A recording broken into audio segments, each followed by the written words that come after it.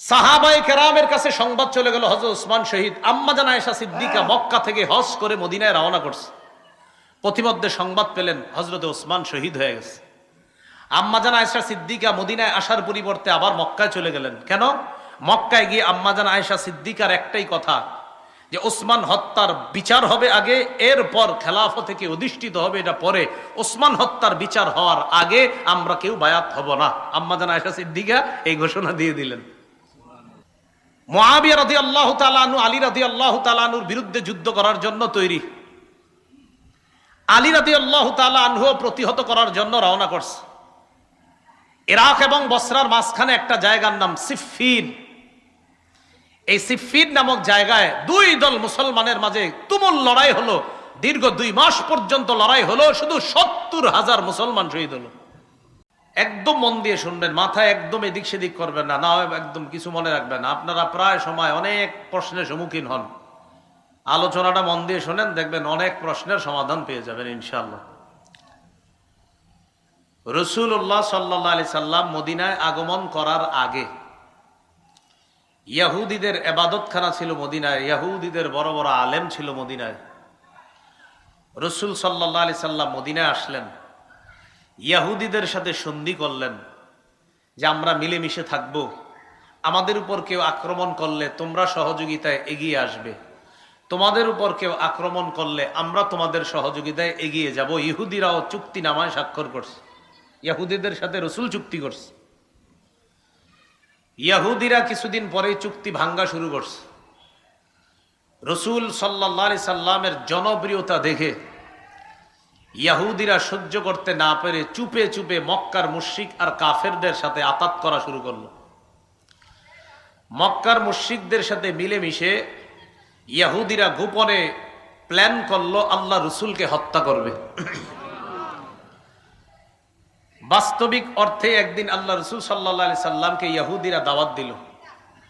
নবীজি কয়েকজন সাহাবী নিয়ে গেছে। যাওয়ার পর ইহুদিরা বলতেছে, ইয়া রাসূল আল্লাহ, আপনার সাথে কিছু পার্সোনাল কথা ছিল আমাদের। বলো। আপনার সাথে যে সাহাবীরা আছে তাদের সামনে বলা যাবে না। নবীজি সাহাবীদেরকে বললেন তোমরা যাও। সাহাবীদের মনে সন্দেহ লাগছে, ঘটনা কি, আমাদেরকে কেন থাকতে দিচ্ছে না ইহুদিরা? তো সাহাবীদেরকে একটু দূরে পাঠিয়ে দিয়ে রসুলকে এক জায়গায় বসাইছে। পিছনে একটা দেয়াল ছিল, সেখানে রসুলের সাথে কথা বলতেছে ইহুদিরা। আরেকজনকে পাঠাইয়া দিছে দেয়ালের উপর, যা ওখান থেকে একটা পাথর মারো নবীর উপরে। রাসূলুল্লাহ সাল্লাল্লাহু আলাইহি সাল্লাম সেখানে বসা, একজন পাথর নিয়ে উপরে উঠতেছে। আসলে পার্সোনাল কথা উদ্দেশ্য কিছুই না, নবীর সাথে কথা বলবে, উপর দিয়ে একজন পাথর মেরে রসুলকে হত্যা করবে। জিবরিল আমিন আইসা জানায় দিছে এখান থেকে তাড়াতাড়ি সরেন, আপনারে মারবে। সুবহানাল্লাহ। রাসূলুল্লাহ সাল্লাল্লাহু আলাইহি সাল্লাম চলে গেলেন। ইহুদিদেরকে মদিনা থেকে বের করে দেওয়া হলো, তারা গেল খায়বারে। এক পর্যায়ে খায়বার থেকেও তাদেরকে সমূলে উৎখাত করে দেওয়া হলো। মুসলমানদের উত্থান আর ইসলামের প্রচার প্রসার শুধু মদিনায় সীমাবদ্ধ না, আন্তর্জাতিক পরিমণ্ডলে ইসলামের প্রচার প্রসার, বিভিন্ন রাষ্ট্র প্রধান যারা, তাদের বিশেষ মজলিসের মধ্যেও ইসলাম নিয়ে, ইসলামের নবীকে নিয়ে আলোচনা শুরু হয়ে গেছে। এই বিষয়টা ইহুদিরা কোনোভাবেই মেনে নিতে পারল না। ইহুদিরা মুসলমানদের এই বিজয় রথ দেখে তারা দেখলো রসুলের জামানায় ইসলামের প্রচার প্রসার ব্যাপকভাবে হচ্ছে। রসুলের পরে আবু বকর, ওমর রাদিয়াল্লাহু তাআলা আনহুমার যুগে ইসলাম মুসলমানদের শুধুমাত্র এলাকায় না, সারা পৃথিবীর ঘরে ঘরে, সমাজে সমাজে, রাষ্ট্রে রাষ্ট্রে, অলিতে গলিতে শুধু ইসলামের কথাবার্তা আর প্রচার জয়গান চলতেছে। এই যুগকে বলা হয় স্বর্ণযুগ। কি বলা হয়? স্বর্ণযুগ। ইহুদিরা চিন্তা করলো ইসলামের এইভাবে প্রচার প্রসার আর ইসলামের আকাশচুম্বী জনপ্রিয়তার কারণটা খুঁজে বের করা দরকার। ইহুদিরা চিন্তা করে দেখলো মুসলমানদের এইভাবে সারা পৃথিবীতে উত্থানের একমাত্র কারণ হলো তাদের মাঝে একতা। বলেন কি? তাহলে পয়েন্ট বের করে ফেললো যে একতাই মুসলমানদেরকে এগিয়ে নিচ্ছে। পয়েন্ট বের করার পর এই পয়েন্টকে কিভাবে নষ্ট করা যায়, তখন তারা সন্ধি আটতে লাগলো। ইহুদিরা চিন্তা করে দেখলো অস্ত্র বলে মুসলমানদেরকে শেষ করার কোনোভাবেই সম্ভব না, কারণ মাত্র 313 জনের সাথে 1000 পারে না, 60 জনের সাথে 60,000 পারে না। অতএব অস্ত্র দিয়ে তাদেরকে শেষ করা যাবে না, কি বুদ্ধিভিত্তিক যুদ্ধের মাধ্যমে তাদের একতা নষ্ট করতে হবে। দুইটা কথা মনে রাখবেন। বলেন, মুসলমানদের সারা দুনিয়াতে উত্থানের কারণ কি পাওয়া গেল? আর এটা নষ্ট করতে হবে অস্ত্রের যুদ্ধ দিয়ে না বুদ্ধির যুদ্ধ দিয়ে? বুদ্ধি। এই ইহুদিরা এবার বুদ্ধিভিত্তিক যুদ্ধের চিন্তা করলো যে বুদ্ধি দিয়ে এদেরকে শেষ করতে হবে। আবু বকর ওমর ফারুক রাদিয়াল্লাহু তাআলা আনহুমার যুগে মুসলমানদের এই বুদ্ধিমত্তা একতাকে নষ্ট করার চিন্তা করতে পারে না ইহুদিরা, কারণ ওমর ফারুক রাদিয়াল্লাহু তাআলা আনহু সচেতন খলিফা ছিলেন, এই জন্য কোনো দুঃসাহস করে নাই। ওমর ফারুক রাদিয়াল্লাহু তাআলা আনহু চলে যাওয়ার পর মুসলমানদের খলিফা হলেন ওসমান গনি রাদিয়াল্লাহু তাআলা। ওসমান গনি রাদিয়াল্লাহু তাআলা আনহু দয়ালু ছিলেন, নম্র ভদ্র ছিলেন এবং খুব সহজ সরল একজন মানুষ ছিলেন। ওসমান গনি রাদিয়াল্লাহু তাআলা আনহুর এই দয়ালু হওয়াটাকে ইহুদিরা দুর্বলতা হিসাবে নিল। এবার 6টা দেশের নাম বলবো, মুখস্থ করবেন।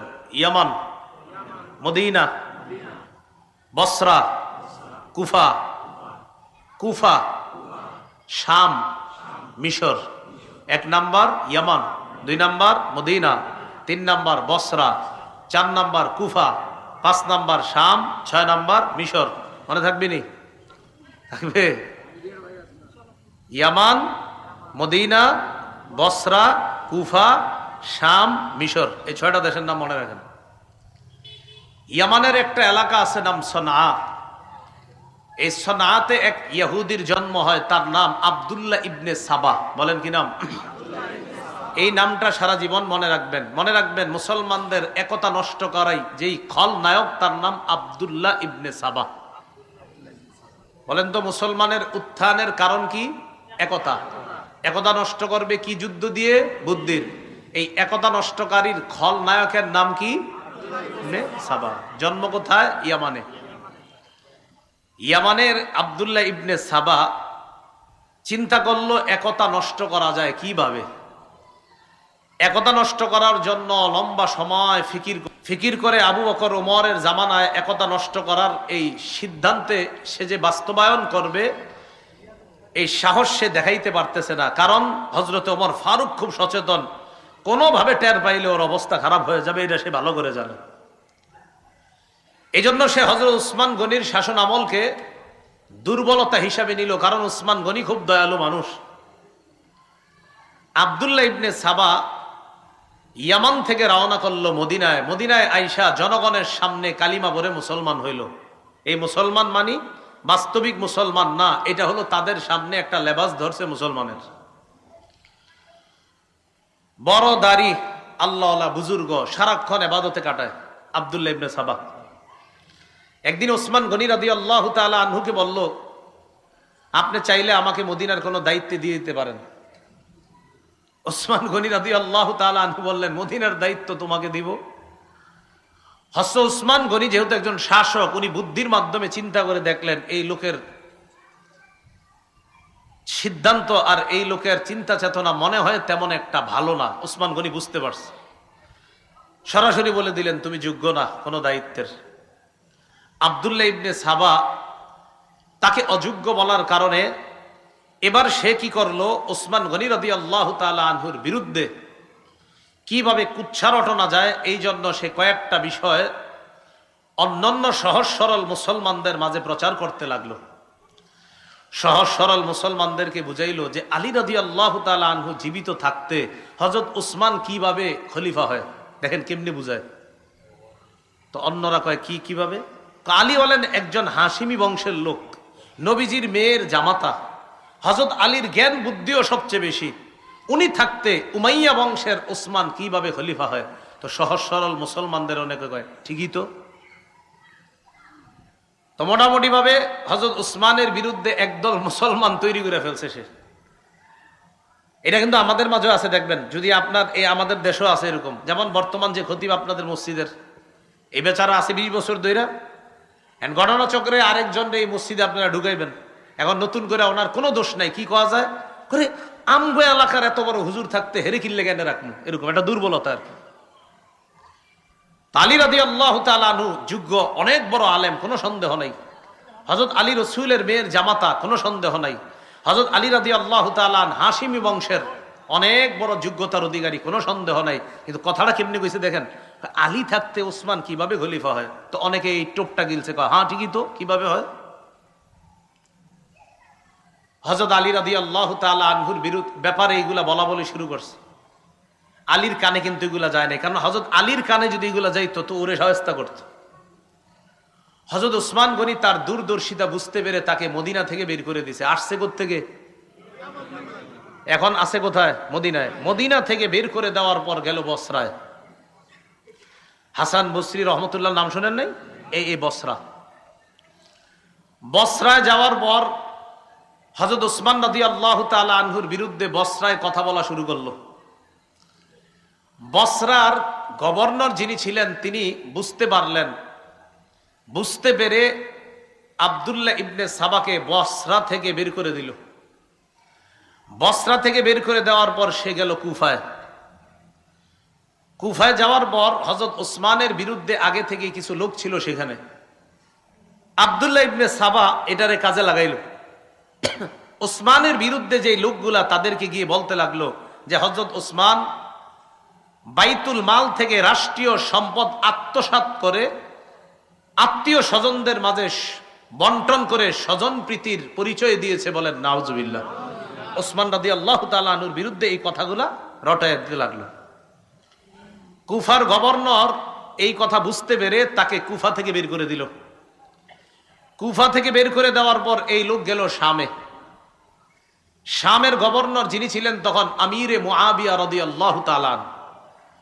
মনে রাখবেন, সারা পৃথিবীতে যারা তীক্ষ্ণ বুদ্ধির অধিকারী শাসক ছিলেন তাদের মাঝে একজন ছিলেন মুআবিয়া রাদিয়াল্লাহু তাআলা। আমিরে মুআবিয়া রাদিয়াল্লাহু তাআলা আনহুর বুদ্ধিমত্তার কারণে ভয়ে সাহসও করে না আব্দুল্লাহ ইবনে সাবা যে কিছু বলবে। সে কিন্তু বড় মুসলমান হিসেবে সবার কাছে পরিচিত, মানে অনেক বড় মুসলমান, দাড়ি লম্বা, টুপি সব ঠিক আছে। সাহস করে একদিন রসুলের এক সাহাবী আবু দারদা, তিনি তখন শামে আছে। শামের গভর্নরকে মুআবিয়া। তো আবু দারদা রাদিয়াল্লাহু তাআলা নবীর এক সাহাবী, তিনিও শামে আছেন। তো একদিন সাহস করে আবু দারদা রাদিয়াল্লাহু তাআলা আনহুকে ওসমান রাদিয়াল্লাহু তাআলা আনহুর বিরুদ্ধে কিছু কথা বলছে। আবু দারদা তার কথা শুনে না, কয় তোমার কথা ইহুদিদের জ্ঞান পাওয়া যাইতেছে। তুমি কি ইসলাম প্রচার করো না ইহুদিবাদ প্রচার করো? সত্যি করে বলো। সে ভয় পেয়ে গেছে, আর কোনো কথা বলে না। লম্বা সময় শামে থাইকে আবার আরেকদিন রাসূলের আরেক সাহাবী উবাদা ইবনে সামেত রাদিয়াল্লাহু তাআলা আনহুকে হযরত ওসমানের বিরুদ্ধে কথা বলার পর উবাদা ইবনে সামেত কিছু না বইলা হাত ধইরা সোজা আমিরে মুআবিয়ার কাছে নিয়ে গেছে। চলো, তোমারে ভালো মনে হইতেছে না, তুমি ইসলাম প্রচার করো না অন্য কিছু। আমিরে মুআবিয়া তার কথা শুইনা সাথে সাথে বুঝতে পারছে এর উদ্দেশ্য ভালো না। কিন্তু আবার তারে কিছু বলাও সম্ভব না, কারণ তার অলরেডি জনগণ তৈরি হয়ে গেছে অনেক। আবার সে একজন বড় মুসলমান হিসাবে সবার কাছে পরিচিত। এই জন্য মনে রাখবেন, আমাদের দেশে অনেক বেদাতি সহ্য করে ওলামায়ে কেরাম সরাসরি কিছু বলে না কেন? কারণ বললে আপনারাই বলবেন দেখো এক হুজুর আরেক হুজুরে দেখতে পারে না। আমিরে মুআবিয়া রাদিয়াল্লাহু তাআলা তাকে বের করে দিলেন শাম থেকে, গেল মিশর। মনে আসেনি 6 দেশ? ইয়ামান থেকে আসলো মদিনায়, মদিনা থেকে বসরা, বসরা থেকে কুফা, কুফা থেকে শাম, শাম থেকে মিশর। মিশরে যাওয়ার পর মিশরে গিয়ে দেখলো ওসমান রাদিয়াল্লাহু তাআলা আনহুর বিরুদ্ধে মিশরের অনেকগুলা লোক আগে থেকে আছে। মুহররম মাস আসলে যেই সমস্ত উল্টাপাল্টা কাজগুলা হয়, মনে রাখবেন এই উল্টাপাল্টা কাজগুলার সূচনা বেশি হয়েছে মিশর থেকে। মিশরে যাওয়ার পর সে তার মতবাদ ভালোভাবেই প্রচার করতে লাগলো। তার মিশন বাস্তবায়ন করার জন্য সে মিশরকে বেছে নিল। মিশনের জন্য মিশর, মিশর বাস্তবায়নের জন্য মিশর। লম্বা একটা সময় অতিক্রম করলো সেখানে এবং বড় একটা দল তৈরি করে ফেলছে। ততক্ষণ পর্যন্ত মিশরের গভর্নর তার দুর্বিসন্ধি বুঝতে পারে নাই। এক পর্যায়ে যখন বুঝতে পারলো, ততক্ষণে সে তার বিশাল এক জামাত তৈরি করে ফেলছে। মিশরের গভর্নর তাকে মিশর থেকে বের করে দিল। কিন্তু এবার আর সে একা না, লম্বা সময় থাকার কারণে বিশাল বড় এক বাহিনী নিয়ে সে রওনা করলো। আগে থেকে তার কিছু বাহিনী ছিল বসরায় আর কুফায়। তিন জায়গায় মোটামুটি সফল, বসরা, কুফা আর মিশর। এই তিন জায়গা থেকে তার মোটামুটি একটা দল নিয়ে রওনা করলো আবার মদিনায়। মদিনার খলিফাকে ওসমান গনি রাদিয়াল্লাহু তাআলা। মদিনায় না ঢুইকা মদিনার আশেপাশেই প্রচার চালাইতে লাগলো। হযরত ওসমানের বিরুদ্ধে কয়েকটা কথা বলতে লাগলো। মনে রাখবেন, এক, ওসমান স্বজন প্রীতি করে, আওয়াজ দিয়ে বলেন নাউজুবিল্লাহ। দুই নাম্বার, হযরত ওসমান কম বয়সী সাহাবীদেরকে অথবা কম বয়সী যুবকদেরকে বিভিন্ন এলাকার গভর্নর বানায় দিছে। এটা ওসমানের বিরুদ্ধে হুদাই মানে একটা কথা বইলা তো বলতে হবে। দ্বিতীয় অভিযোগ। তিন নম্বর অভিযোগ, ওসমান মারওয়ান ইবনে হাকামকে মক্কায় ঢুকার অনুমতি দিস।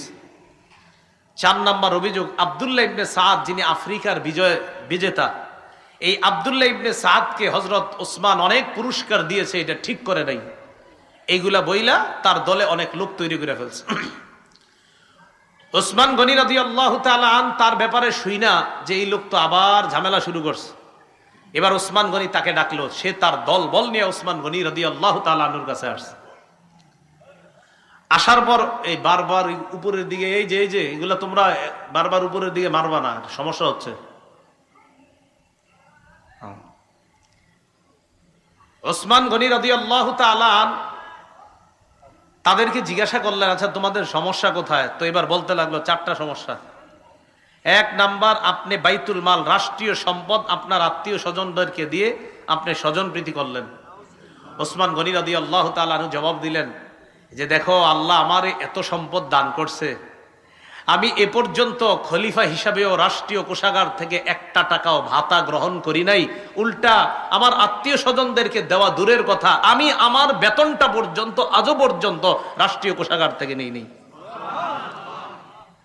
আমি যা দান করি সব আল্লাহ প্রদত্ত নেয়ামত, আল্লাহ আমার সম্পদ দিছে, আমার সম্পদ থেকে আমি দান করি। দুই নম্বর অভিযোগ, আপনি যুবক কম বয়সী সাহাবীদেরকে, কম বয়সী যুবকদেরকে গভর্নর বানাইছেন। কম বয়সীরা যদি যোগ্য হয় তাদেরকে দায়িত্ব দেওয়ার ইতিহাস তো নবীর যুগে আছে। সুবহানাল্লাহ। কোথায় আছে? আব্দুল্লাহ ইবনে সাবা, আর কি জানবো? ওসমান গনি বললেন, রসুলের নাতি উসামা ইবনে যায়েদ রাদিয়াল্লাহু তাআলা, কি নাম? উসামা। এই উসামার বয়স যখন 17, উসামাকে আমির বানায়া বয়স্ক সাহাবীদেরকে তার নেতৃত্বে আল্লাহ রসুল বিভিন্ন যুদ্ধে পাঠানোর ইতিহাস আছে। তাহলে এরকম কম বয়সী একজন সাহাবীকে রসুল আমির বানায়া বয়স্ক সাহাবীদেরকে তার দলে দিয়েছেন। এখান থেকেই বোঝা যায় যে কম বয়সী ব্যক্তি যদি যোগ্য হয়, তার যোগ্যতার তার আসনে তাকে বসানোটা এটা অন্যায় না। আর অভিযোগ থাকলে বলো। তিন নম্বর অভিযোগ, মারওয়ান ইবনুল হাকামকে আপনি মক্কায় ঢোকার অনুমতি কেন দিয়েছেন? রসুল সাল্লাল্লাহু আলাইহি সাল্লামের সাহাবী ওসমান গনি বললেন, মারওয়ান ইবনুল হাকাম একজন মুসলমান, আর মুসলমানকে মক্কায় ঢোকার অনুমতি রসুল দিয়েছেন, এখানে আমি বাধা দেওয়ার কে? এই জন্য এটা কোনো অভিযোগই না। চার নাম্বার, আফ্রিকা বিজয় করেছে যে তাকে আপনি এত পুরস্কার দেওয়া ঠিক করেন নাই। আচ্ছা পুরস্কার বেশি দেওয়া হয়ে গেছে? হ্যাঁ। আচ্ছা ঠিক আছে, পুরস্কার ছিনায় আনলাম, অন্তত তুমি তারপরও বিশৃঙ্খলা করো না। ওসমান গনি রাদিয়াল্লাহু তাআলা উনি ফিতনা পছন্দ করতেন না, উনি ঝগড়া পছন্দ করতেন না। উনি বললেন ঠিক আছে, পুরস্কার ফিরিয়ে আনলাম, তারপরও তুমি বিশৃঙ্খলা করো না।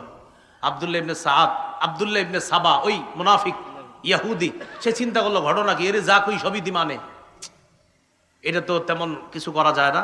সে আবার তার দলবল নিয়ে চলে গেল মদিনার বাহিরে 3 মঞ্জিল দূরে।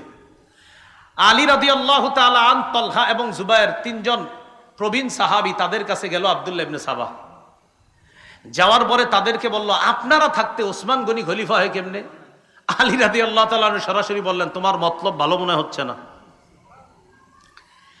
সে দেখলো না আলী তলহা জুবায়ের তাদের কাছে বেশি চান্স পাওয়া যাবে না। এবার নতুন ষড়যন্ত্র করলো, খুব মন দিয়ে শোনেন। নিজে একটা চিঠি লেখলো আব্দুল্লাহ ইবনে সাবা। এই চিঠির মধ্যে লেখা, মিশরীরা মিশরে যাওয়ার পর তাদেরকে হত্যা করবা, আমিরুল মুমিনিনের পক্ষ থেকে নির্দেশ। আমিরুল মুমিনিন কে? ওসমানের লেখা চিঠিটা না আব্দুল্লাহ ইবনে সাবার লেখা? আব্দুল্লাহ ইবনে সাবা নিজে থেকে একটা চিঠি বানাইছে, বানায় এটা লেখছে। লেখা এবার মিশরীদেরকে দেখাইছে, দেখো তার সাথে কয় দেশের লোক আছে? 3 দেশ, মিশর, বসরা, কুফা। তো মিশরীদেরকে দেখাইছে, দেখো তোমরা মিশরে যাওয়ার পর তোমাদেরকে যেন হত্যা করা হয়, এই নির্দেশনা দিয়েছে ওসমান। এই চিঠি দেখাইতে গেছে আলী রাদিয়াল্লাহু তাআলা। হযরত আলী রাদিয়াল্লাহু তাআলা বুদ্ধিমান সাহাবী ছিলেন, বিচক্ষণ সাহাবী। হযরত আলী চিঠি দেখেই বুঝতে পারছে এটা বানানো চিঠি। আর চিঠি দেখার পরে কয়, আচ্ছা ওসমান গনি লেখছে এটা না? কয় হ্যাঁ। কয় ঠিক আছে, তোমরা যাও। মিশরীদেরকে আলাদা করে কুফা আর বসরার যারা, তাদেরকে বলল, আচ্ছা মিশরীদেরকে হত্যা করার নির্দেশনা দিয়েছে ওসমান, এটা কি তোমরা জানো? কুফার আর বসরার হেরা কয় হ্যাঁ আমরা জানি। হযরত আলী কয় তোমরা কেমনে জানলা এটা? এটা কিভাবে জানলা তোমরা? এখন সবাই চুপ। আসলে তো আমরা কেমনে জানলাম, আমগরে তো এখনো কেউ বলে নাই। হ্যাঁ, আলী বললেন যে মিশরীদেরকে ওসমান গনি হত্যা করতে বলছে, একটা নির্দেশনা আছে জানো? তো ঠাস করে সবাই বল হ্যাঁ হ্যাঁ জানি জানি। আলী কই কেমনে জানলাম? হযরত আলী বললেন এর মানে তোমাদের এই 3 গ্রুপেরই প্ল্যান করা একটা চিঠি এটা। তো চিঠিতেও তেমন কোনো কাজ হইল না। আব্দুল্লাহ ইবনে সাবা ইতিমধ্যে তার জনগণ আরো বাড়াইতেছে। হযরত আলী রাদিয়াল্লাহু তাআলা আনহু বুঝতে পারছে অবস্থা বেশি ভালো না। ইতিমধ্যে জিলহজ মাস এসে গেছে। কোন মাস?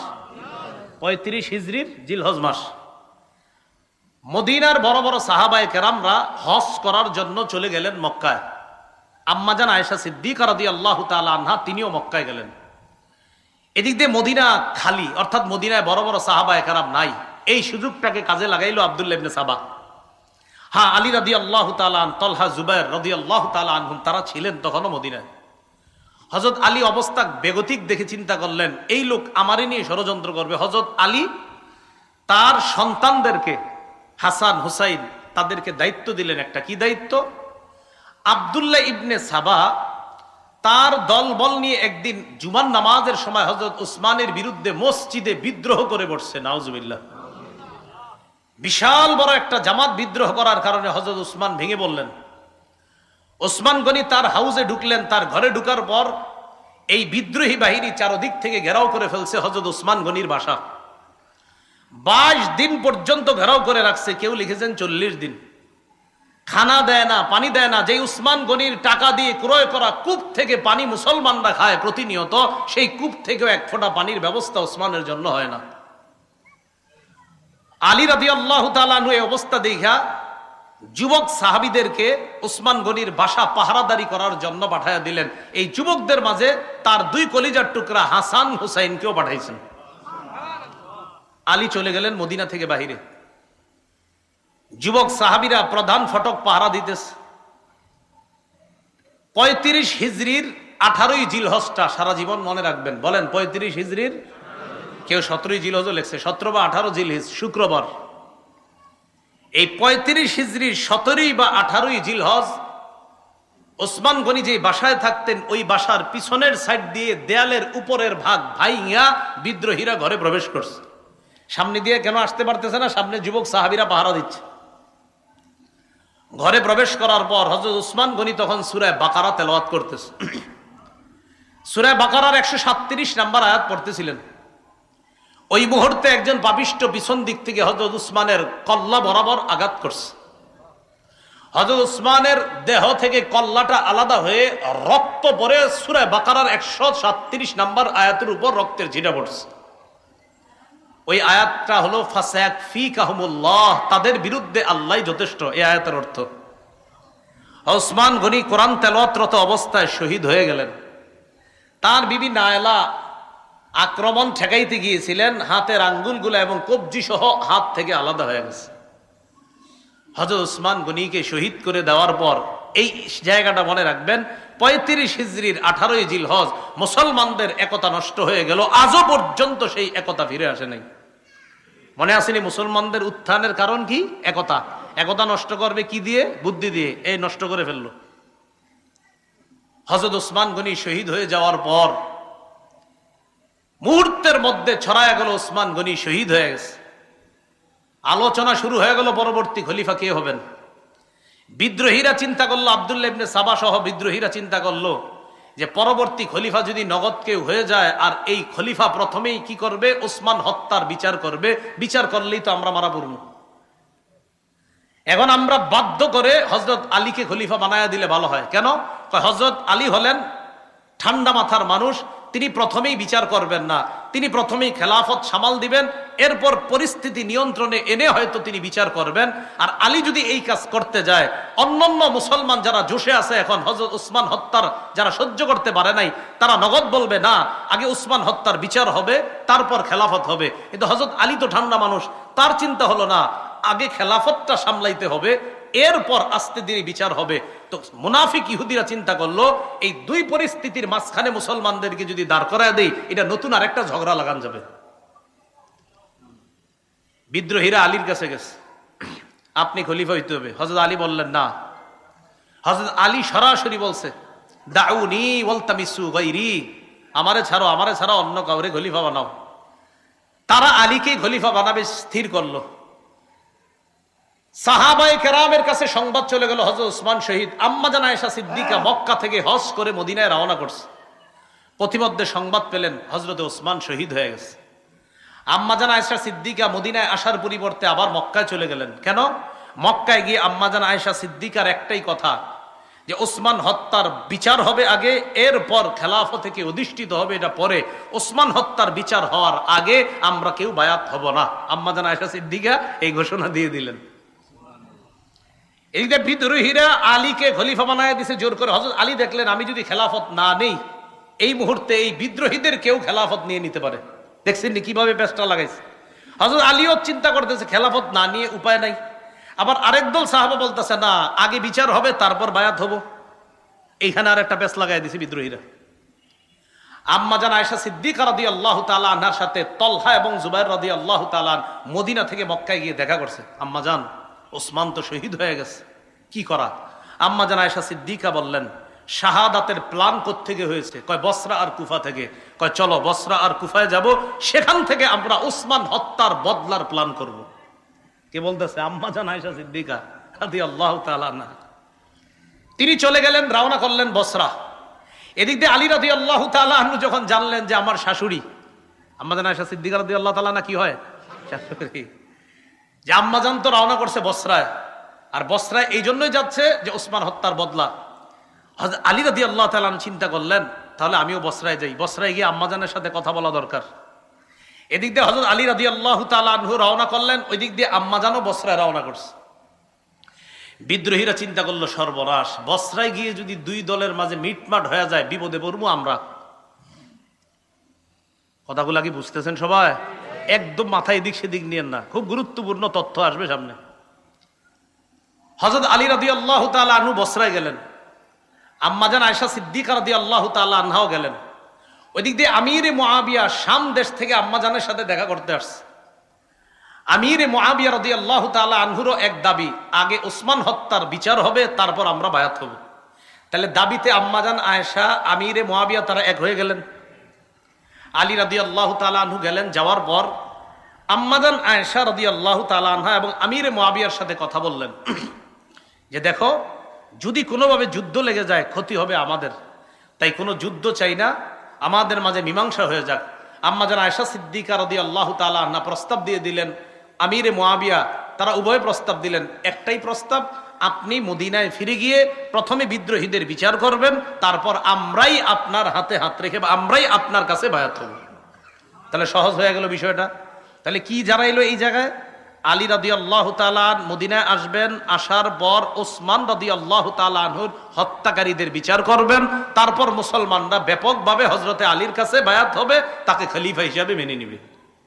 এতটুকু বুঝছেন নি সবাই? রাতের বেলা সবাই খুশিতে ঘুমাইতেছে। খুশিতে বলতে আলী রাদিয়াল্লাহু তাআলা আনহুর সাথে যে মুসলমানরা তারাও খুশি যে হারে কোনো রক্তপাত হবে না, এটা ভালো লাগতেছে। আম্মা জানের সাথে যারা তারাও খুশি, আমিরে মুআবিয়ার সাথে তারাও খুশি যে কোনো রক্তপাত ছাড়াই মীমাংসা হয়ে গেল। আব্দুল্লাহ ইবনে সাবা তার অনুসারীদের কি নিয়ে টেনশনে পড়ে গেল, বেটা বিপদে তো আমরাই পড়মু, কি করা? রাতের বেলা একটা ঘটনা ঘটাইতে হবে। রাতে সবাই ঘুম। আব্দুল্লাহ ইবনে সাবা তার অনুসারীদেরকে নিয়ে আম্মা জান আয়েশা সিদ্দিকা যেই তাবুতে আম্মা জান আয়েশা সিদ্দিকা যেখানে বিশ্রাম নিচ্ছে, আর আমিরে মুআবিয়া তাদের উপরে হামলা চালাইল। তাদের উপরে আম্মা জান আয়েশা আমিরে মুআবিয়া যেখানে তাদের উপর হামলা চালাইলো। বলেন তো তাদের উপরে হামলা চালানোর পর অভিযোগের তীরটা কার উপর যাবে? হ্যাঁ, আলী রাদিয়াল্লাহু তাআলা আনহুর দিকে। কোন অবস্থা না দেখে মুসলমানরা সবাই বুঝে ফেললো যে আলী রাদিয়াল্লাহু তাআলা আনহু মনে হয় আমাদের উপর আক্রমণ চালাইছে। আসলে ঘটনাটা হযরত আলী ঘটায় নাই, ঘটাইছে ওই আব্দুল্লাহ ইবনে সাবা। এজন্য সব সময় সতর্ক থাকবেন। আমি আপনার মাঝে শত্রুতা নাই, আমার আপনার মাঝে তৃতীয় পক্ষ শত্রুতা করে। এই শত্রু এখনো আছে, ইসলাম তারা মিটিয়ে দিতে চায়, এদেরকে চিহ্নিত করতে হবে সারা জীবন। সব সময় তৃতীয় পক্ষে আমাদের মাঝে ঝগড়া লাগায়। আব্দুল্লাহ ইবনে সাবা তার অনুসারী নিয়ে আক্রমণ চালাইলো। এদেরকে বলা হয় সাবাই। বলেন কি বলা হয়? সাবাই। আক্রমণ চালানোর পর বাস কে কার উপর আক্রমণ চালাইছে এটা না বুঝা কঠিন যুদ্ধ শুরু হয়ে গেল। মুসলমানরা মুসলমানের তরবারির নিচে শহীদ হওয়া শুরু হইল। মুসলমানরা মুসলমানের তরবারি। আলী রাদিয়াল্লাহু তাআলা আনহু তো জানেন যে এই যুদ্ধ তো, এই আক্রমণ তো আমাদের পক্ষ থেকে হয় নাই, কিন্তু এখন যতই বলবে বোঝানো যাবে না। আম্মাজান যেই ওটের উপরে ছিল, এই ওট বরাবর একটা তীর মারছে। আম্মাজানের ওট পড়ে গেছে, তো আম্মাজান বসে গেছে, যুদ্ধ থেমে গেছে। আম্মাজান যতক্ষণ ছিল ওটের উপরে ততক্ষণ যুদ্ধ চলছে। হ্যাঁ, আম্মাজান এখনো আছে। তো তৎকালীন নিয়ম ছিল যে যিনি প্রধান থাকে তিনি যখন আপনার বসে যায় তখন এমনি যুদ্ধ থেমে যায়। তো আম্মাজান আয়েশা সিদ্দিকা ওটের উপর ছিল, এটাকে বলা হয় জামাল। এই জন্য এই যুদ্ধটার নাম জঙ্গে জামাল বা ওটের যুদ্ধ বা উষ্টির যুদ্ধ। আম্মাজান যখন নামলেন, আমিরে মুয়াবিয়া, আম্মাজান আর আলী তাদের মাঝে কথা, আম্মাজান আমরা তো কেউ আক্রমণ করি নাই, তাদের মাঝে ভুল বুঝাবুঝিতে হয়ে গেছে, তখন বুঝে আসছে। তো বুঝে এসে লাভটা হলো কি, এর আগে মুসলমানদের প্রচুর পরিমাণ শহীদ হয়ে গেছে। এমনকি তলহা আর জুবাইর রাদিয়াল্লাহু তাআলা আনহুম, বড় বড় দুই সাহাবী, তারাও শহীদ হয়ে গেছে এই রাতে। হযরত তলহা রাদিয়াল্লাহু তাআলা আনহু লাশ দেখা আলী রাদিয়াল্লাহু তাআলা আনহু বলতেছিলেন, আহারে আল্লাহ রাসূল রে, কত যুদ্ধে এই তলহা প্রাচীর হয়ে কাফেরদের থেকে রক্ষা করেছে, আজকে সেই তলহা আমাদের ভুল বুঝাবুঝির কারণে শহীদ হয়ে গেল। আম্মাজান চলে গেলেন মক্কায়।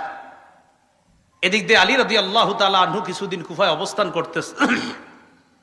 এই বসরা কুফা এর মাঝামাঝি আলী রাদিয়াল্লাহু তাআলা আনহু অবস্থান করা অবস্থায় হযরত আমিরে মুয়াবিয়ার বিরুদ্ধে আলী রাদিয়াল্লাহু তাআলা আনহুর একদল বুঝাইতে লাগলো যে আমিরে মুয়াবিয়া কিন্তু আপনার বিরুদ্ধে ষড়যন্ত্র করতেছে, মিথ্যা কথা। এটা কারা? ওই সাবাই গোষ্ঠী। আলী রাদিয়াল্লাহু তাআলা আনহু কি করলেন, আমিরে মুয়াবিয়াকে শামের গভর্নর পদ থেকে হটাইয়া দিলেন। এটা আবার আমিরে মুয়াবিয়া রাদিয়াল্লাহু তাআলা আনহু মনে করলেন যে আলী রাদিয়াল্লাহু তাআলা আনহু এটা কেন করলেন। আসলে ঘটনাগুলো ঘটাইতেছে তৃতীয় পক্ষ বারবার। মুয়াবিয়া রাদিয়াল্লাহু তাআলা আনহু আলী রাদিয়াল্লাহু তাআলা আনহুর বিরুদ্ধে যুদ্ধ করার জন্য তৈরি। আলী রাদিয়াল্লাহু তাআলা আনহু প্রতিহত করার জন্য রওনা করছে। ইরাক এবং বসরার মাঝখানে একটা জায়গার নাম সিফফিন। এই সিফফিন নামক জায়গায় দুই দল মুসলমানের মাঝে তুমুল লড়াই হলো। দীর্ঘ 2 মাস পর্যন্ত লড়াই হলো। শুধু 70,000 মুসলমান শহীদ হলো। কয় হাজার? মুসলমানের তরবারিতে মুসলমান শহীদ। এই জঙ্গে জামাল আর সিফফিন দুই যুদ্ধে মিলে প্রায় 90,000 মুসলমান শহীদ হয়েছে। আলী রাদিয়াল্লাহু তাআলা আর আমিরে মুয়াবিয়ার মাঝে এরপরে দেখলো, সন্ধি হলো যে এটা তো আমরা কি করতেছি, নিজেরা নিজেদের বিরুদ্ধে লড়াই। হযরত আলী আর মুয়াবিয়া তারা দুইজন বুঝতে পারলো না, এগুলো তো ঠিক হচ্ছে না আমাদের। তাদের এই বোঝাপড়াটা মেনে নিতে পারে না ওই সাবাই গোষ্ঠী। আলী রাদিয়াল্লাহু তাআলা যখন সন্ধি করলেন যে আর যুদ্ধ হবে না, তখন একদল হযরতে আলীর এই কথা মেনে নিতে পারছে না। এবার ফতুয়া দাঁড়াইলো দুইটা, তারা দুইটা ফতুয়া দিল। কয়টা? ওই সাবাই গোষ্ঠী 2 ফতুয়া দিল। এক, আমিরে মুয়াবিয়া হযরত আলীর ইমামত না মানার কারণে তিনি কাফের, নাউজুবিল্লাহ বলেন। আর হযরত আলী মুয়াবিয়ার সাথে সন্ধি করার কারণে তিনি ফাসিক। দেখছেন, দুজনের উপর ফতুয়া লাগাইছে যে আমিরে মুয়াবিয়া কাফের, নাউজুবিল্লাহ, হযরত আলীকে না মানার কারণে। আজ হযরত আলী কেন সন্ধি করলেন, এজন্য তিনি ফাসিক। আর একদল বের হয়ে গেল হযরত আলীর দল থেকে। বের হওয়ার আরবি হলো খুরুজ, খরজা ইয়াখরুজু, এখান থেকে বের হয়েছে। এই বের হওয়ার কারণে তাদেরকে বলা হয় খারিজি। ওই খারিজি মানে এখান থেকে বের হয়ে গেছে। তাহলে সাবাইদের থেকে আরেকটা দল বের হয়ে গেল, এরা হয়ে গেল খারিজি। খারিজিরা বের হয়ে যাওয়ার পর তাদের ফতুয়া আমিরে মুয়াবিয়া কাফের, নাউজুবিল্লাহ। বড় দুঃখজনক বিষয়, বর্তমান যুগের অনেক মুসলমানও এটা মনে করে আমিরে মুয়াবিয়া কাফের। 3 বার নাউজুবিল্লাহ বলেন। হ্যাঁ, আমিরে মুয়াবিয়াকে কি বলে? কাফের, নাউজুবিল্লাহ। রাসূলের একজন জান্নাতি সাহাবীকে বলে কাফের। রাসূল সাল্লাল্লাহু আলাইহি সাল্লাম বলছেন, আমার উম্মতের যে দলটা প্রথম নৌপথে লড়াই করবে তারা জান্নাতি। আমিরে মুয়াবিয়া ওই সাহাবী যিনি নৌবহর তৈরি করেছিলেন এবং রোমকদের নৌবহরকে শোচনীয়ভাবে পরাজিত করেছিলেন যে সাহাবী, তিনি আমিরে মুয়াবিয়া রাদিয়াল্লাহু তাআলা। তাহলে একজন জান্নাতি সাহাবীকে কাফের বলা, এটা কি মুসলমানরা যারা আমরা কাফের বলবো, এটা কি আমাদের সওয়াব হবে না গুনাহ হবে? অন্যায়, শুধু গুনাহ না, বড় গুনাহ। আল্লাহ আমাদেরকে হেফাজত করেন। আমিরে মুআবিয়া রাদিয়াল্লাহু তাআলা আর আলী রাদিয়াল্লাহু তাআলা আনহুর মাঝে এই সাবাই আর খারিজিরা আপনার একটা দ্বন্দ্ব লাগাইয়া দিল। এবার হযরত আলী রাদিয়াল্লাহু তাআলা আনহু কোনোভাবে শাসন ভাগটা রক্ষা করার জন্য তিনি তখন মদিনা থেকে ইসলামী খেলাফতটাকে নিয়ে গেল কুফায়। কোথায়? কুফায়। এখন মুসলমানদের ইসলামী খেলাফত পরিচালনা হয় কুফা থেকে। এই যে মদিনা থেকে ইসলামী খেলাফত বের হলো, আর অদ্যাবধি পর্যন্ত ইসলামী খেলাফত আর মদিনায় আসেনি। ইসলামী খেলাফত কুফায় নিয়ে যাওয়ার পর হযরত আলী রাদিয়াল্লাহু তাআলা আনহুরে যারা মহাব্বত বলে দাবি করে, তখন এই তারা দেখলো যে হযরত আলী ঠান্ডা মাথায় আস্তে ধীরে পরিস্থিতি সামাল দেওয়ার জন্য চেষ্টা করতেছে। এই পরিস্থিতি সামাল দেওয়ার চেষ্টাটাকে তারা ভালোভাবে নেয় নাই। একদল তারা কি করলো, খারিজিরা হযরত আলীর বিরুদ্ধে লড়াই করার জন্য তৈরি। নাউজুবিল্লাহ। হযরত আলীর মহাব্বতের লোকেরা আলীর বিরুদ্ধে যুদ্ধ করবে। যুদ্ধ হলো, যুদ্ধে খারিজিরা শোচনীয়ভাবে পরাজয় বরণ করলো। খারিজিরা পরাজয় বরণ করার পর খারিজিদের কয়েকজন সন্ধি করলো, এক রাতেই আলী, মুআবিয়া আর আমর ইবনুল আসকে তারা হত্যা করবে। দেখছেন নি, এতদিন যাদেরকে বলতো কাফের, আমিরে মুআবিয়ার আলীকে এতদিন আলাদা চোখে দেখতো না, এখন তারা চিন্তা করলো না, আমগো শত্রু আলীও, মুআবিয়াও, আমর ইবনুল আস, তিনজন আমগো শত্রু। তারা চিন্তা করলো যে তিনজনকে রাতে হত্যা করতে হবে। 40 হিজরি, কত হিজরি? 40 হিজরির 15ই রমজান ফজরের নামাজ পড়ার জন্য আলী রাদিয়াল্লাহু তাআলা আনহু মসজিদে রওনা করছে। আব্দুর রহমান ইবনে মুলজিম খারিজি নামে এক ব্যক্তি হযরত আলীকে অন্ধকারে পিছন থেকে তরবারির আঘাত করছে। এই আঘাত এতটা কঠোর ছিল যে হযরত আলী এরপর মাত্র 2 দিনের মাথায় 17ই রমজান শাহাদাত বরণ করে। ইন্না লিল্লাহি ওয়া ইন্না ইলাইহি রাজিউন। তাহলে 40 হিজরির 15ই রমজান হযরত আলীকে আঘাত করা হয়, 17ই রমজান তিনি শহীদ হয়ে যান। আমিরে মুআবিয়াকে ওই রাতে আঘাত করা হয়েছে, কিন্তু তিনি প্রতিহত করতে পেরেছিলেন, তাকে তেমন ক্ষতি করতে পারে নাই। আমর ইবনুল আস ঘটনাচক্রে ওই রাতে নামাজে না বের হয়ে আরেকজনকে পাঠাইছিলেন। আরেকজনকে পাঠানোর কারণে ওই ব্যক্তি অন্ধকারে মনে করছে এটাই মনে হয় আমর ইবনুল আস, এরে মারছে। তখন আমর ইবনুল আসের পরিবর্তে ওই ব্যক্তি নিহত হয়ে গেছে, শহীদ হয়ে গেছে। তাহলে এক রাতে 3 জনের উপর হামলা চালানো হয়েছে। কেউ বলেন ভিন্ন রাতেই হামলা চালাইছে, হামলায় 2 জন শহীদ। এর মধ্যে হযরত আলী শহীদ হলেন, আমিরে মুআবিয়াকে হামলা চালানো হয়েছে, তিনি শহীদ হননি। আমর ইবনুল আস মনে করে আরেকজনকে হামলা চালানো হয়ে গেছে, তিনি শহীদ হয়ে গেছেন। হযরত আলী শহীদ হয়ে যাওয়ার পর খেলাফতের দায়িত্ব ভার আসে হযরত হাসান রাদিয়াল্লাহু তাআলা আনহুর কাছে। হযরত আলীর ছেলে হাসান রাদিয়াল্লাহু তাআলা। হযরতে হাসান খেলাফত নেওয়ার পর তিনি চিন্তা করলেন যে মুসলমানের এই খেলা এই কতদিন চলবে আর। হযরত হাসানের ব্যাপারে আল্লাহ রাসূল বুখারীর বর্ণনা আছে, বলেছিলেন আমার এই নাতি, এভাবে বলছে আমার এই নাতি, আমার এই সন্তান বলছে আমার এই নাতি এত মহব্বতের, এত আমার এই নাতির মাধ্যমে আমি আশাবাদী আল্লাহ 2টা দলের মধ্যে চলমান বড় ফিতনাকে আল্লাহ রক্ষা রহিত করে দিবেন। রাসূল জীবদ্দশায় বলেছিলেন আমার এই নাতির মাধ্যমে। হযরত হাসান খেলাফত পাওয়ার পর 5-6 মাস কম বেশি হবে খেলাফতে অধিষ্ঠ থাকার পর হযরত হাসান নিজে গিয়ে আমিরে মুআবিয়াকে বললেন, চাচা আর কতদিন এইগুলা চলবে, আমি আপনাকে যথেষ্ট যোগ্য মনে করতেছি, তাই খেলাফতের দায়ভার আপনাকে দিয়ে মুসলমানদের মাঝে এই বড় ফিতনা আমি রহিত করতে চাই। হযরত হাসান আমিরে মুআবিয়ার হাতে খেলাফতের দায়িত্ব দেওয়ার পর কিছুদিনের মধ্যে সারা পৃথিবীর মুসলমানদের মাঝে আবার শান্তির সুবাতাস বওয়া শুরু হলো। আমিরে মুআবিয়ার জামানায় ইসলাম আবার চতুর্দিকে ছড়ায় পড়া শুরু করলো। সুবহানাল্লাহ। আফগানিস্তানের কান্দাহার, কাবুল, বেলুচিস্তান, পাকিস্তানের লাহোর পর্যন্ত ইসলামের বিজয় পতাকা উড়ে শুরু করলো পাকিস্তান। আমিরে মুআবিয়ার জামানায় আফ্রিকার পুরো অঞ্চলগুলো, কঠিন কঠিন যে অঞ্চলগুলো যেখানে ইসলাম প্রচার করাটা কষ্ট ছিল, এই অঞ্চলগুলো আল্লাহ বিজয় দান করলেন। তো বেলুচিস্তান, পাকিস্তানের লাহোর, আফগানিস্তানের কাবুল, কান্দাহার, এগুলা সহ আপনার সুদূর মিশর থেকে মরক্কো পর্যন্ত আপনার ইসলামের জয় জয়কর অবস্থা যখন এইভাবে চলতেছিল, খুব সুন্দর চলতেছে। হযরত হাসান রাদিয়াল্লাহু তাআলা 49 অথবা 50 হিজরিতে হযরত হাসান ইন্তেকালের পর কুফার কিছু জনগণের মাঝে আবার শয়তান সাবাই গোত্ররা খোঁচা শুরু করছে। আপনার 41 হিজরি থেকে মোটামুটি আবার সুবাতাস ইসলামের। হযরত হাসান যখন আমিরে মুয়াবিয়ার হাতে খেলাফত দিয়ে দিল, আবার সুন্দর চলতেছে। তো হযরত হাসান ইন্তেকাল করছে 49 বা 50 হিজরিতে। কুফার কিছু লোক ওই সাবাই বা ওই শিয়া বা খারিজিদের চক্রান্তে আবার খোঁচানো শুরু করছে। কয় কি? কয় যেহেতু হাসান মারা গেছে, এক কাজ করা দরকার। কি? কয় হুসাইনরে আমরা চিঠি পাঠাই যে আপনি খেলাফতের যোগ্য, আপনি আসেন।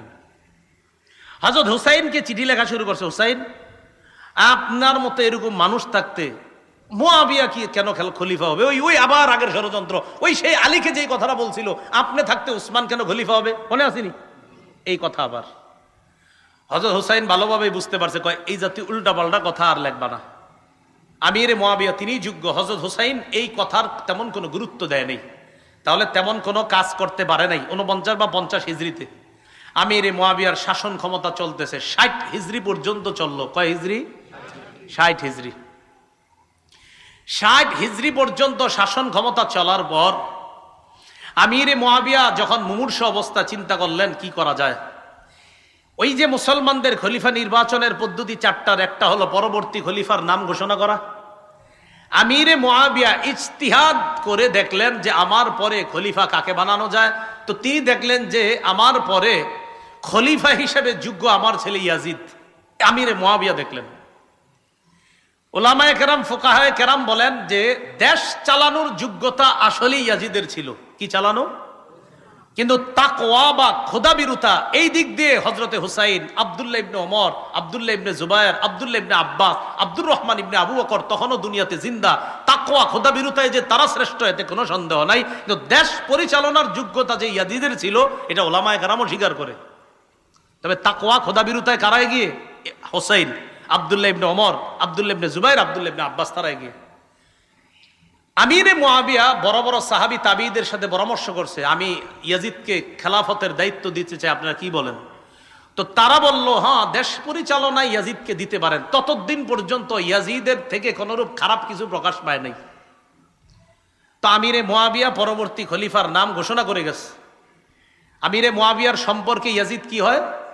ছেলে। হ্যাঁ, ইয়াজিদ যে খেলাফতের যোগ্য না, এই কথাটা হুসাইন রাদিয়াল্লাহু তাআলা আনহু সহ সাহাবায়ে কেরাম কেউ অস্বীকার করে নাই, যোগ্য না। তবে হুসাইন রাদিয়াল্লাহু তাআলা আনহু চেয়েছেন, না, বাপের ছেলে খলিফা হবে, এই পন্থাটা বের রহিত হওয়া দরকার।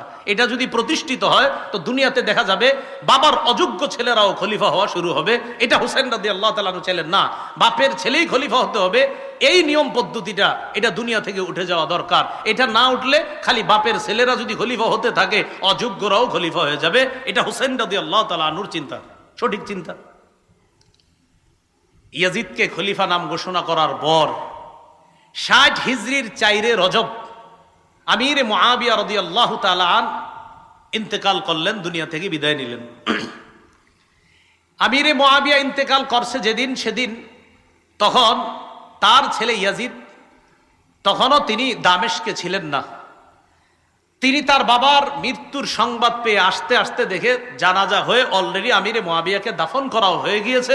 বাকি এতটুকু জানছে যে তাকেই খলিফা হিসাবে নাম ঘোষণা করে গেছে। ইয়াজিদ খলিফা হওয়ার পর চারদিকে চিঠি পাঠাইতে লাগলো, মোটামুটি সবাই আস্তে আস্তে তার খেলাফত মেনে নিতে লাগলো। প্রায় আপনার বড় বড় সাহাবীরাও তার খেলাফত মেনে নিতে লাগলো। তবে মক্কা এবং মদিনায় যারা আছে, এদের মধ্যে বড় বড় কিছু সাহাবা তার খেলাফত মেনে নিচ্ছে না।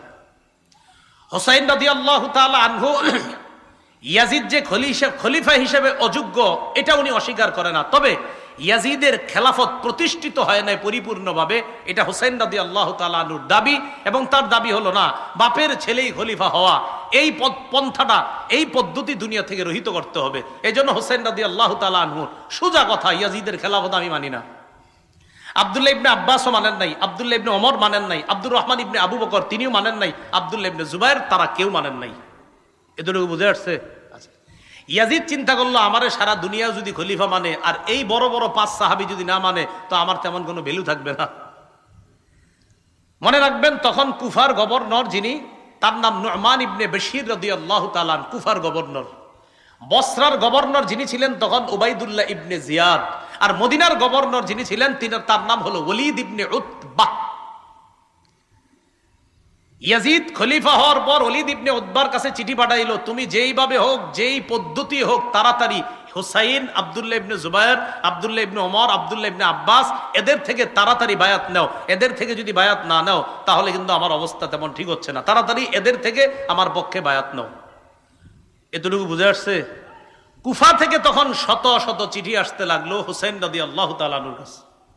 হুসাইনকে চিঠিতে লিখতেছে, নবীর নাতি, আপনি হযরত আলীর সন্তান, আপনার মতো যোগ্য ব্যক্তি থাকতে ইয়াজিদকে আমরা কেউ খলিফা হিসাবে মেনে নিতে পারছি না। কুফার জনগণ আমরা কেউ তাকে খলিফা হিসাবে মানব না। কুফায় 1 লক্ষ লোক রেডি আছে ইয়াজিদের বিরুদ্ধে লড়াই করার জন্য, আপনি আমাদের কাছে চলে আসেন। কয় লাখ? 1 লাখ। হোসাইন এই চিঠি টিটি পায়া চিন্তা করলো, আসলে কি 1 লাখ লোক আছে? হযরত হুসাইন রাদিয়াল্লাহু তাআলা আনহু দেখলেন আসলেই তো বিশাল একটা জনগোষ্ঠী ইয়াজিদকে এখনো খলিফা মানে না। আসলে কি জানেন, ওই সাবাইরা আলী রাদিয়াল্লাহু তাআলা আনহুরে যেইভাবে হত্যা করছে, তাদের টার্গেট হুসাইনকেও নিয়ে হত্যা করা, এটা তাদের টার্গেট। হুসাইন রাদিয়াল্লাহু তাআলা আনহুর কাছে এদিক দিয়ে চিঠি, এদিক দিয়ে গভর্নর হাউসে, মদিনার গভর্নর হাউসে ডাক পড়ছে। কার? আব্দুল্লাহ ইবনে জুবায়ের, হুসাইন, তাদের ডাক পড়ছে। আব্দুল্লাহ ইবনে জুবায়ের এবং হুসাইন রাদিয়াল্লাহু তাআলা আনহু গভর্নর হাউসে গেছে, যাওয়ার পর সরাসরি বলে ফেলছে, অসম্ভব, ইয়াজিদের পক্ষে বায়াত হওয়া আমার পক্ষে সম্ভব না। গভর্নর হাউসের মধ্যে যখন হুসাইন রাদিয়াল্লাহু তাআলা আর আব্দুল্লাহ ইবনে জুবায়ের, তারা কেউ ইয়াজিদকে খলিফা হিসাবে মনোনয়ন দিচ্ছে না, বের হয়ে আসছে। ইয়াজিদ এবার বলল, প্রয়োজনে হুসাইনকে গ্রেফতার করা হোক, নাউজুবিল্লাহ, এরপরেও আমার পক্ষে বায়াত নিতে হবে। হুসাইন রাদিয়াল্লাহু তাআলা আনহু মদিনার অবস্থা বেগতিক দেখে পরিবার নিয়ে মদিনা থেকে রওনা করলেন মক্কায়। কোথায়? মক্কায়। মক্কায় রওনা করার সময় আব্দুল্লাহ ইবনে আব্বাস, আব্দুল্লাহ ইবনে ওমর তারা বাধা দিলেন, আপনি কই যান? কয় মক্কায় যাই। পরে আব্দুল্লাহ ইবনে ওমর কয়, আপনি মক্কায় যাবেন না অন্য কোথাও? কয় না, মক্কায়, আপাতত মক্কায় যাই। কয় তারপর? কয় তারপর দেখি। আব্দুল্লাহ ইবনে ওমর কয়, আল্লাহর রাস্তে আপনি অন্য কোনো সিদ্ধান্ত নিয়েন না, মক্কায় যান, অন্য কিছু করেন না। আব্দুল্লাহ ইবনে ওমর বড় আলেম ছিলেন, উনি বুঝতে পারছেন যে হযরত হুসাইনকে নিঃসন্দেহে আবার তার বাবার মতো ষড়যন্ত্রের ছালে ফালানোর চেষ্টা করতেছে। তা আব্দুল্লাহ ইবনে ওমর বললেন, আপনি আল্লাহর রাস্তে মক্কায় যান, অন্য কোথাও যান না। হযরত হুসাইন যে আপনার ওই সাবাই, ওই শিয়াদের ষড়যন্ত্রে আবার পড়তেছে, এটা আব্দুল্লাহ ইবনে ওমর, আব্দুল্লাহ ইবনে আব্বাস বুঝতে পারছেন। আপনারা জানেন আব্দুল্লাহ ইবনে ওমর, আব্দুল্লাহ ইবনে আব্বাস তারা সাহাবীদের মধ্যে বড় বড় সাহাবী ছিলেন। আব্দুল্লাহ ইবনে আব্বাস তো রাইসুল মুফাসসিরিন, মুফাসসিরদের সম্রাট। আব্দুল্লাহ ইবনে ওমর হুসাইনকে জড়াইয়া ধরে লম্বা সময় কাঁদছে, কেঁদে কেঁদে বললেন, কি বলছে দেখেন, ও শহীদ, আপনি মক্কায় যায়েন না। কি বলছে? হ্যাঁ, এটা বলছে। হযরত হুসাইনকে বলতেছে, ও শহীদ, আপনি মক্কায় যায়েন না। শহীদ বলছে, বলে নাই হুসাইন, বলছে ও শহীদ মক্কায়। মানে হযরত আব্দুল্লাহ ইবনে ওমর বুঝতেই পারছে আপনি নির্ঘাত শাহাদাতের দিকে আগাচ্ছেন। হযরত হুসাইন রাদিয়াল্লাহু তাআলা আনহু বিদায় নিলেন আব্দুল্লাহ ইবনে ওমরের কাছ থেকে। আব্দুল্লাহ ইবনে আব্বাস বলছে, কোথায় যান? কয় আপাতত মক্কায়। কয় আপনার অন্য কোনো উদ্দেশ্য আছে?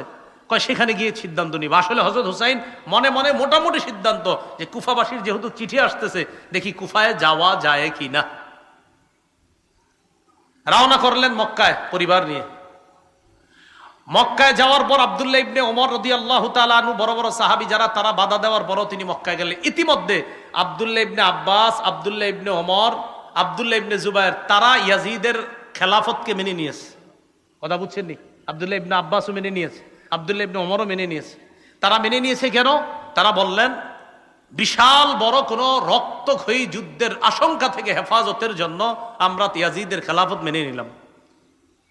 এরা খেলাফত মেনে নেওয়ার পর হুসাইন রাদিয়াল্লাহু তাআলা আনহু যখন মক্কায় গেলেন, মক্কায় আরো চিঠি আসতে থাকলো, প্রচুর চিঠি। চিঠিতে শুধু একই কথা, আপনি আসেন কুফায়। এক পর্যায়ে কুফার অবস্থা যাচাই করার জন্য হুসাইন তার চাচাতো ভাই মুসলিম ইবনে আকিলকে পাঠাইছে কুফায়। তুমি যাও, কুফার অবস্থা যাচাই করে আমারে জানাইবা। মুসলিম ইবনে আকিল কুফায় যাওয়ার আগেই, কুফার গভর্নরের নাম ছিল নোমান ইবনে বশির, মনে রাখবেন।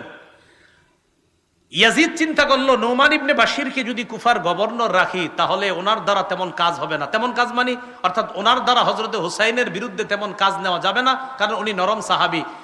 ইয়াজিদ কি করলো, বসরার গভর্নর উবাইদুল্লাহ ইবনে জিয়াদকে কুফার গভর্নরও বানায়া দিল, মানে দুই এলাকার গভর্নর একজনে বানায়া দিল। উবাইদুল্লাহ ইবনে জিয়াদ একটু শক্ত টাইপের মানুষ ছিল, স্বৈরচারী আচরণ তার মাঝে আগে থেকে ছিল। উবাইদুল্লাহ ইবনে জিয়াদ কুফায় এসে বলল, উবাইদুল্লাহ ইবনে জিয়াদ, এদিক দিয়ে মুসলিম ইবনে আকিল কুফায় যাওয়ার পর দেখলো কুফার জনগণ আসলেই হযরত হুসাইনকে চায়।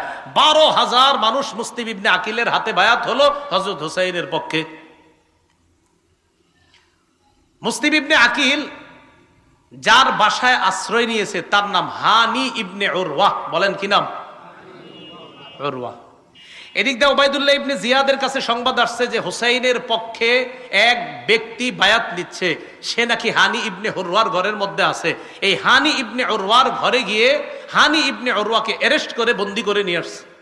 হানি ইবনে উরওয়াকে বন্দি করার পর মুসলিম ইবনে আকিল 4000-এর একটা বাহিনী নিছে হানি ইবনে উরওয়াকে ছুটিয়ে আনার জন্য, মানে জেলখানা থেকে বন্দি করে আনবে। জেলখানা থেকে বন্দি করে যখন আনার জন্য গেছে, যে যাওয়ার পর 4000 ওই মানুষ যাদেরকে নিয়ে গেছে এদের মা বোন ভাইয়েরা আইসা এদেরকে বুঝাইতে লাগলো, এই তোরা থাকিস না, এখান থেকে চল, যে যার যার মতো চল। এই কথা বইলা যখন নিয়ে গেছে, হযরত মুসলিম ইবনে আকিল পিছনে তাকায় দেখে আর আছে 60 জন।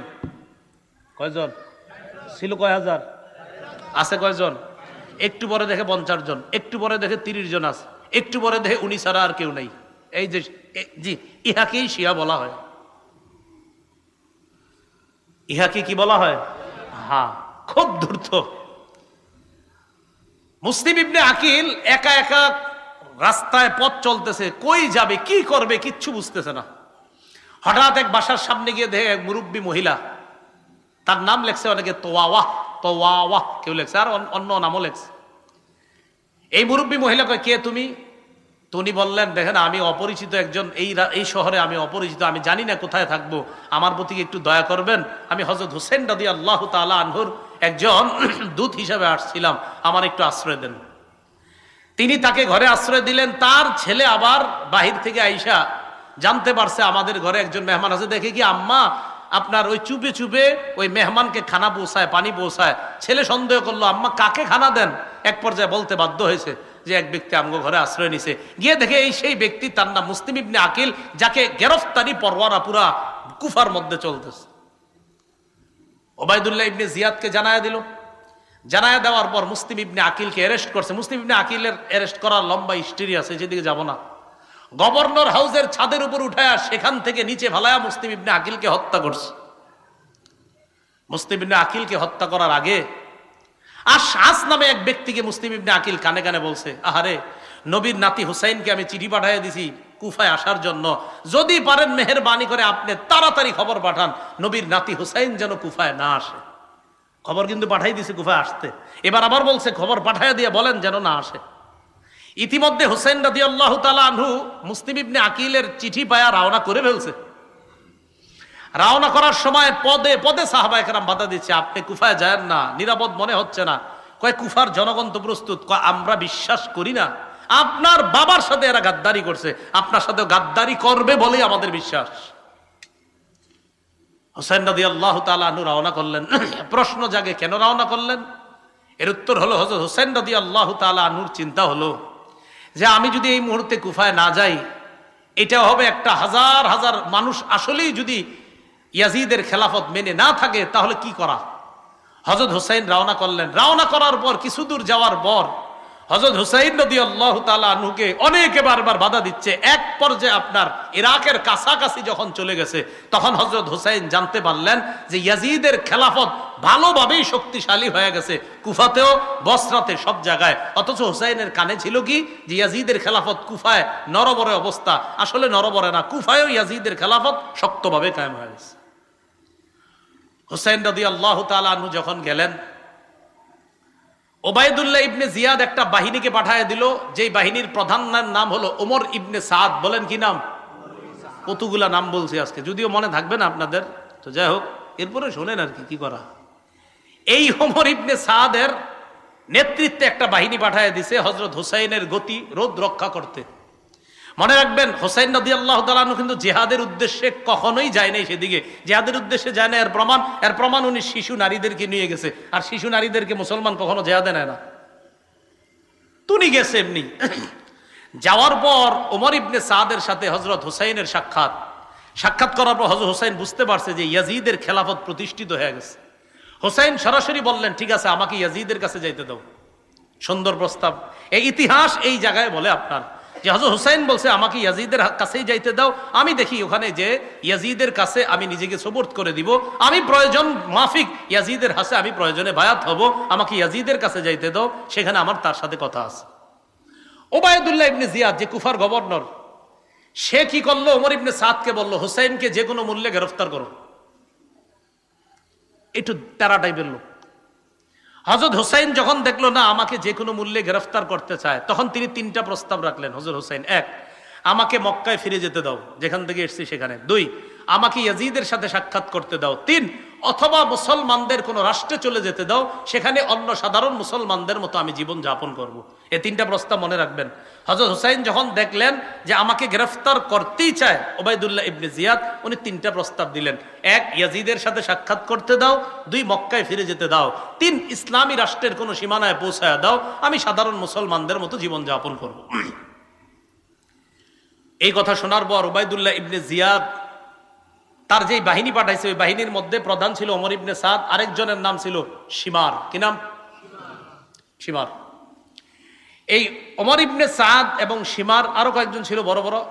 শিমার ওবায়দুল্লাহ ইবনে জিয়াদকে বুঝাইল, কয় দেখেন শিকার হাতে পেয়ে এইভাবে হাতছাড়া করাটা ঠিক হবে না। ওবায়দুল্লাহ ইবনে জিয়াদও একটু নরম হয়েছিল, হ্যাঁ ঠিক আছে, যেহেতু রক্ত যুদ্ধ হবে না, তো রক্ত যদি না হয়, রক্ত যদি জমিনে না পড়ে, এটা তো ভালো কথা। হুসাইন যদি এমনি বায়াত হয়ে যায় তাহলে এটা খারাপ কথা না, সমস্যা কি, হোক ঠিক আছে, তাহলে তাকে ইয়াজিদের কাছে যাইতে দেই। শিমার বলল, আরে আপনি কি করতেছেন, এই শিকার যেটা পাইছেন এটা আর কখনো পাবেন না, হাত ছাড়া করেন না। ওবায়দুল্লাহ ইবনে জিয়াদ হ্যাঁ ঠিক আছে, তাই তো, তাহলে গ্রেফতার করো। হযরত হুসাইন রাদিয়াল্লাহু তাআলা 9 মুহররম কুফা থেকে আপনার শামে অর্থাৎ দামেস্কের যেখানে ইয়াজিদ আছে সেখানে যাইতে প্রায় 900 কিলোমিটারের উপরে। কয়শো কিলো? সেখানে যাইতে আপনার প্রায় 18-19 দিন লাগবে। সেখানে মাত্র 5 দিন রাস্তা অতিক্রম করার পর প্রায় 45 অথবা 72.5 কিলোমিটার রাস্তা, 45 মাইল 72.5 কিলো আর কি, মাইল আর কিলো তো আপনারা জানেন পার্থক্য আছে। 45 মাইল 72.5 কিলোমিটার অতিক্রম করার পর 10ই মুহররম কারবালার প্রান্তরে গিয়ে উপস্থিত হয়, অথবা 9ই মুহররম রাতের আগেই সেখানে উপস্থিত হয়। উপস্থিত হওয়ার পর ওমর ইবনে সাদের নেতৃত্বে সেখানে তাদের দলবল রেডি। হযরত হুসাইনের সাথে মাত্র 72 জন। হুসাইন রাদিয়াল্লাহু তাআলা আনহু বুঝতে পারলেন যে আমাকে কোনোভাবে ইয়াজিদের কাছে আর যেতে দেওয়া হবে না। 10ই মুহররম সকালবেলা ফজরের নামাজ, এই নামাজে ওমর ইবনে সাদ তার নেতৃত্বে দলবল নিয়ে উপস্থিত ফজরের নামাজ পড়লো। কোন কোন বর্ণনাকারী ঐতিহাসিকরা লেখছে এরাও হযরত হুসাইনের ইমামতিতে ফজর পড়ছে। হুসাইন ইমামতি করছে, ওই বিরোধী দলও তারা হযরত হুসাইনের ইমামতিতে নামাজ পড়ছে। কারবালার প্রান্তরে ফজরের নামাজের পর যুদ্ধের ঘোষণা হলো। এর আগের দিনে রাতের ব্যাপারে ঐতিহাসিকগণ কিছু কথা লেখছে। হযরত হুসাইন তাঁবুর মধ্যে ঘুমায়াস কিছু স্বপ্ন দেখছে, তার বোন পাশে ছিল। স্বপ্ন দেখার পর হঠাৎ উঠে উঠছে, বোন জিজ্ঞাসা করছে ভাইজান কি হয়েছে? হযরত হুসাইন বললেন কিছু না। আবার বলছে কি হয়েছে? তো বললেন অচিরে আমি আমার নানার সাথে সাক্ষাৎ করব, অচিরে আমি আমার নানার সাথে সাক্ষাৎ করবো, ইত্যাদি আরো অনেক স্বপ্নের কথা লেখছে। বোন কান্না শুরু করছে। হুসাইন বললেন সাবধান, আমি ইন্তেকালের পর তোমরা আমারে নিয়ে মাতম করবা না। কি করবা না? বলেন জোরে, কি করবা না? কি করতেছেন? হযরত হুসাইন বলতেছে সাবধান, আমি ইন্তেকালের পর এই সমস্ত কিছু করবা না। বোন রে বলতেছে হুসাইন। তো হুসাইনের অনুসরণ দাবি কইরা, হযরত হুসাইনের অনুসরণ যদি করেন যে আমরা তার আশেক দাবি করে উল্টা পাল্টা যদি তাকে কেন্দ্র করে আমরা করি, এটা হযরতে হুসাইনের প্রতি মোহাব্বত হবে না, এটা বরং ওই সাবাই গোত্র যেই মিশন বাস্তবায়ন করতে চেয়েছে ওই মিশন বাস্তবায়নের একটা প্রতিফলন এই যুগেও ঘটে। যারা হুসাইনকে কেন্দ্র করে নিজেদের শরীর রক্তাক্ত করে, শরীরের উপর জুলুম করে, এটা হুসাইনের মোহাব্বত পরিচয় না, বরং ওই সাবাই গোত্রের মোহাব্বতের পরিচয়। যারা চাইছে মুসলমান উল্টা পাল্টা করতে থাকে, নিজের বোনরে বলছে সাবধান, কান্নাকাটি করবা না। আপন বোনরে বলে দিচ্ছে এগুলো করবা না, আমার ইন্তেকালের পর উল্টা পাল্টা কিছু করবা না। একদম স্পষ্ট আল বিদায় নেহার বর্ণনা। 10ই মুহররম কারবালার প্রান্তরে লড়াই শুরু। লড়াইয়ে আপনার নু'মান ইবনে বশীর রাদিয়াল্লাহু তাআলা আনহু সেখানে এসেছিলেন। না, নু'মান ইবনে বশীর না, আপনার ওই প্রান্তরের মধ্যে হুর ইবনে জিয়াদ তিনিও এসেছিলেন।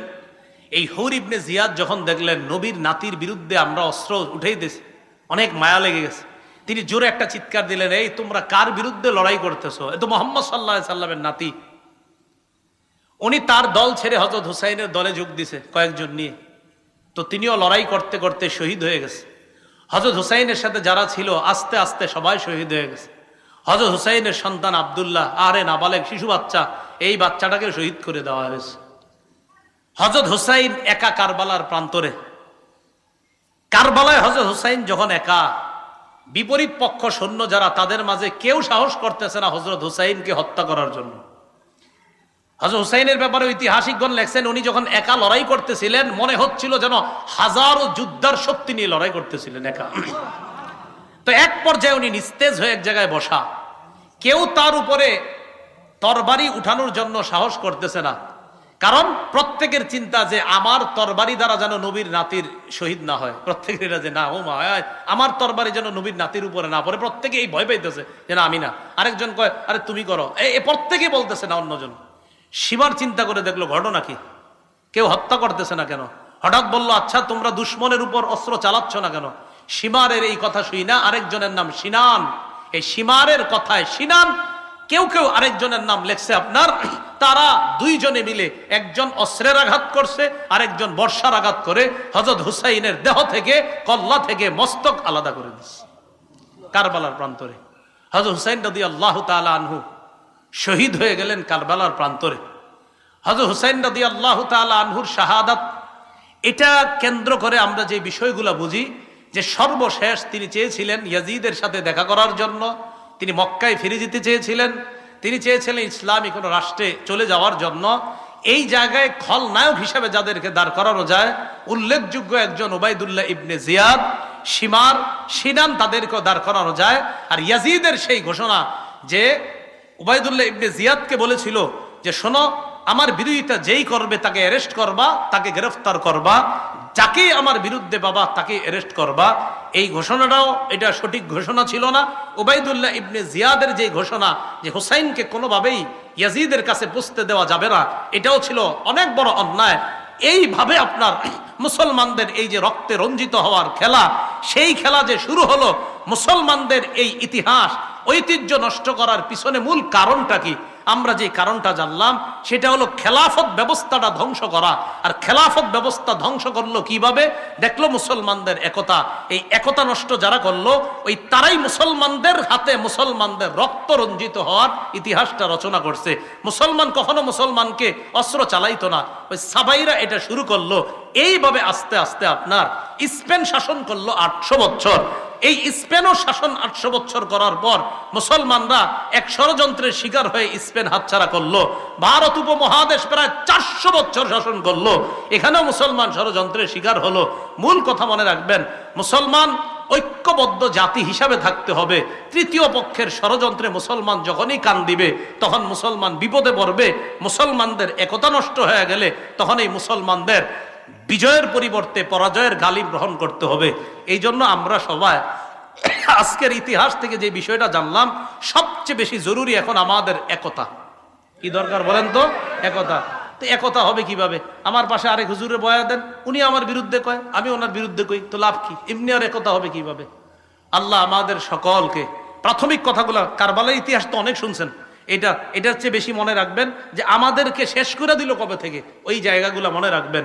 যে আমাদের তো উত্থান সুন্দর ছিল, মনে থাকবেনি কত হিজরিতে?